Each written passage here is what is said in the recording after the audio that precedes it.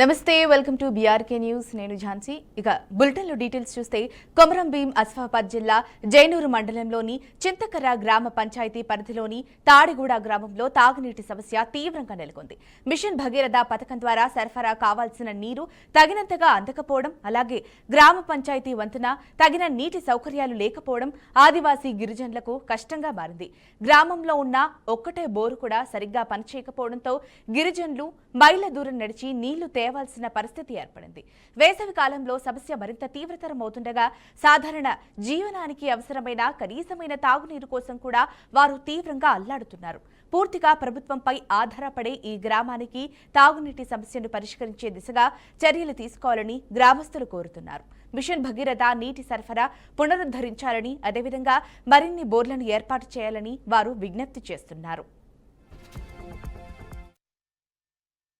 जैनूर मंडल चित्ताकरा ग्राम पंचायत ताड़ीगुड़ा ग्राम पानी नहीं है, कुछ भी नहीं है। पानी का हालत बहुत है ताड़ीगुड़ा में। बोरिंग तो बहुत चले गए, वो बोरिंग भी नहीं आ रही। एक बोरिंग है, ये मोटर था, एक मोटर भी जल गए, पूरा नीचे का जल गए। कैसा करेंगे पानी का? आज पिया तो खत्म, कल से नदी का पानी ला के पीना पड़ता ताड़ीगुड़ा में। कोई भी देखने वाला नहीं, कोई भी देखने वाला नहीं है, कोई भी आने वाला नहीं है यहाँ पे।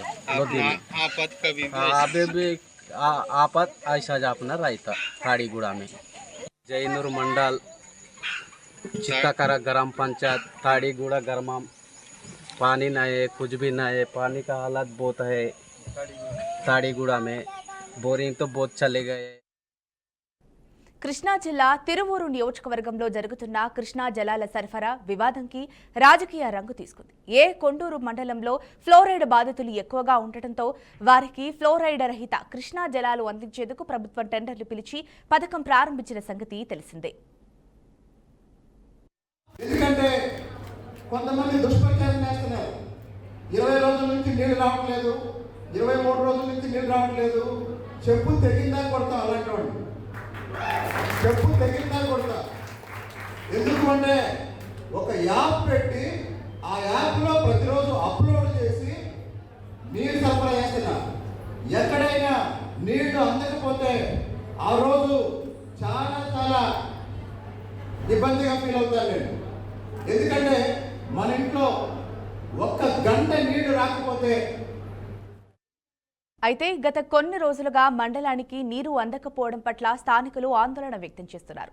ఈ నేపథ్యంలో తెలుగుదేశం పార్టీకి చెందిన యువత నాయకులు, మరికొంతమంది నేతలు కృష్ణా జలాల సరఫరా సరిగ్గా జరగడం లేదంటూ సోషల్ మీడియా వేదికగా కాంట్రాక్టర్పై విమర్శలు గుప్పించారు.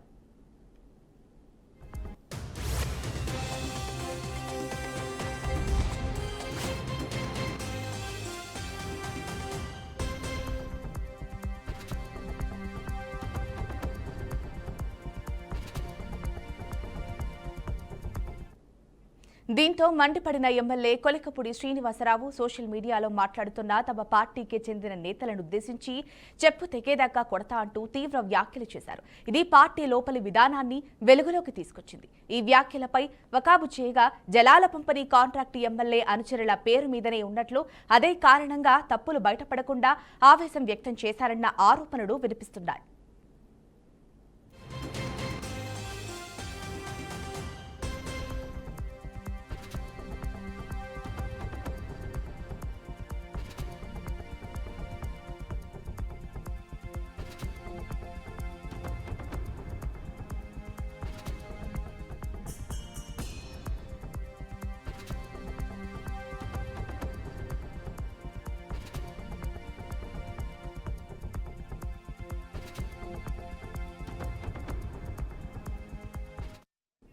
ప్రజల దృష్టిలో ప్రస్తుత పరిస్థితి ఎమ్మెల్యే అధికార పక్షమా లేక ప్రతిపక్షమా అన్న సందేహాన్ని కలిగిస్తోంది. నీటి సమస్యతో ఇబ్బంది పడుతున్న ప్రజలకు ఇప్పుడు ఈ రాజకీయ వైఖరులు మరింత నిరాశ కలిగిస్తున్నాయి. కొంతమంది దుష్ప్రచారం చేస్తున్నారు. 20 రోజుల నుంచి నీళ్లు రావట్లేదు, 23 రోజుల నుంచి నీళ్లు రావట్లేదు, చెప్పు తెగిందా కొడతాం. అలాంటి వాళ్ళు చెప్పు తెగిందా కొడతా. ఎందుకు అంటే ఒక యాప్ పెట్టి ఆ యాప్లో ప్రతిరోజు అప్లోడ్ చేసి నీరు సరఫరా చేస్తున్నా. ఎక్కడైనా నీళ్లు అందకపోతే ఆ రోజు చాలా చాలా ఇబ్బందిగా ఫీల్ అవుతాను నేను. ఎందుకంటే మన ఇంట్లో ఒక్క గంట నీళ్లు రాకపోతే, ఎందుకంటే కొంతమంది దుష్ప్రచారం చేస్తున్నారు.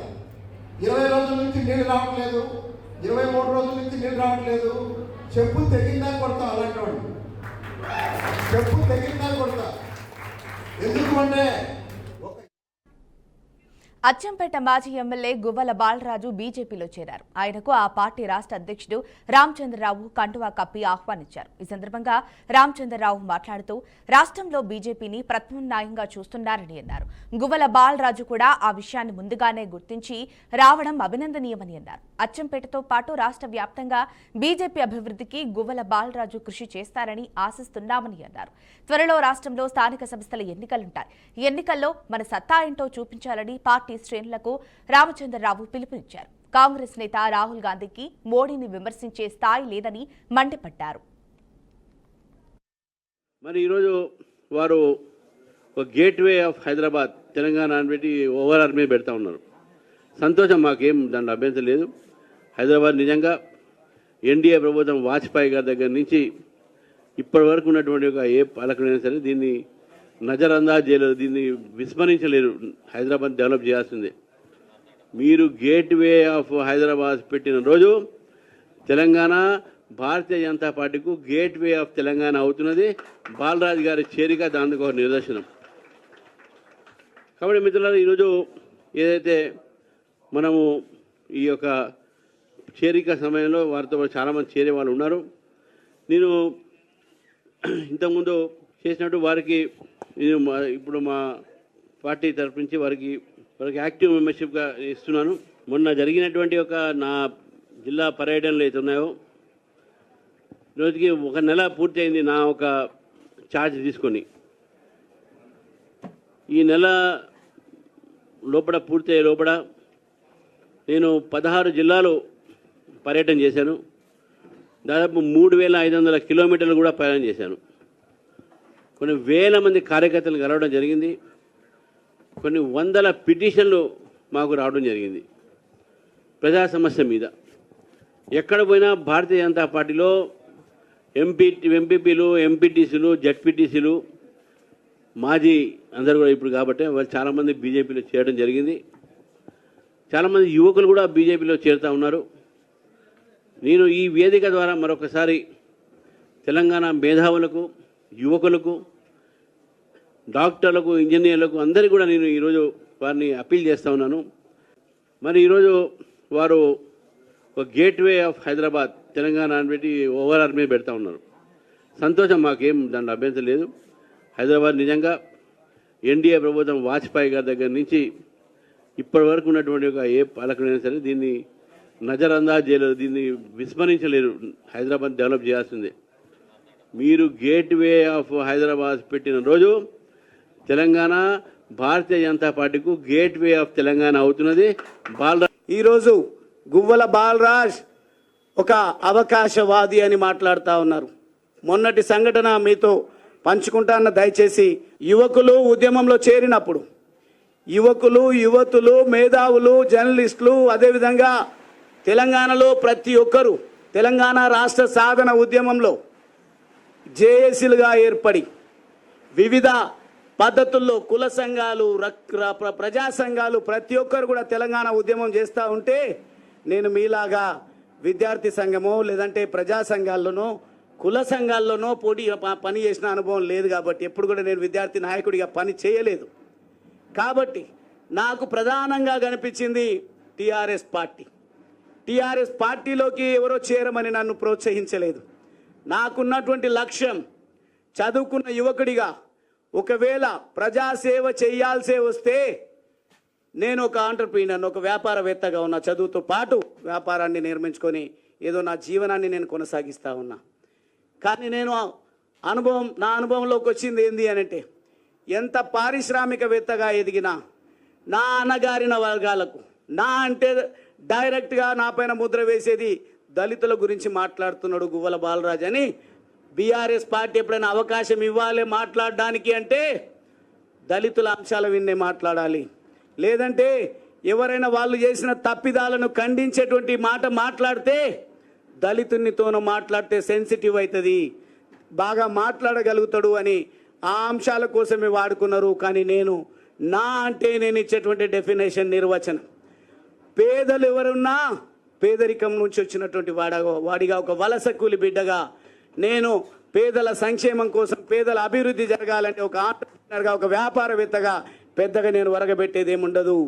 ఈరోజు గువ్వల బాలరాజ్ ఒక అవకాశవాది అని మాట్లాడుతూ ఉన్నారు. మొన్నటి సంఘటన మీతో పంచుకుంటాన్న, దయచేసి యువకులు ఉద్యమంలో చేరినప్పుడు యువకులు, యువతులు, మేధావులు, జర్నలిస్టులు, అదేవిధంగా తెలంగాణలో ప్రతి ఒక్కరూ తెలంగాణ రాష్ట్ర సాధన ఉద్యమంలో జేఏసీలుగా ఏర్పడి వివిధ పద్ధతుల్లో కుల సంఘాలు, ప్రజా సంఘాలు ప్రతి ఒక్కరు కూడా తెలంగాణ ఉద్యమం చేస్తూ ఉంటే నేను మీలాగా విద్యార్థి సంఘము